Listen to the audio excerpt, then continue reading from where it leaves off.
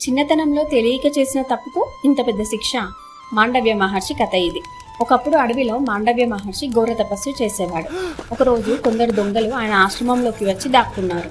కొద్దిసేపటికే రాజభటులు అక్కడికి చేరుకొని దొంగల్ని పట్టుకున్నారు. దొంగిలించిన ధనం ఆశ్రమంలో కనిపించడంతో మహర్షిని కూడా నేరస్తుడిగా భావించారు. ఆ సమయంలో మహర్షి మౌనరథంలో ఉండటంతో ఏమీ మాట్లాడలేదు.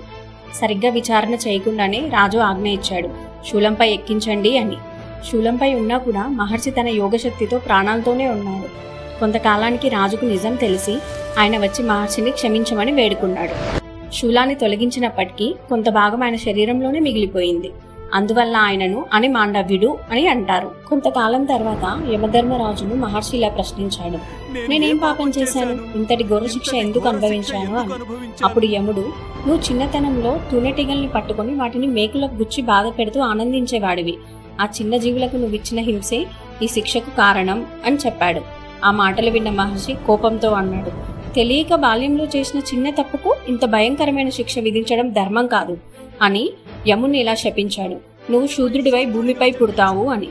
ఆ శాపం వల్లే యముడు విదురుడిగా భూమిపై జన్మించాడు. తర్వాత మహర్షి ఒక ధర్మ నియమం ప్రకటించాడు, 14 సంవత్సరాల లోపు పిల్లలు చేసిన పనులకు పాప ఫలం విధించకూడదు అని. ధర్మం అంటే చిన్నవాళ్ల తప్పులను క్షమించడం మాత్రమే కాదు, వాళ్ళు మళ్ళీ అదే తప్పు చేయకుండా మంచి మార్గం చూపించడం కూడా.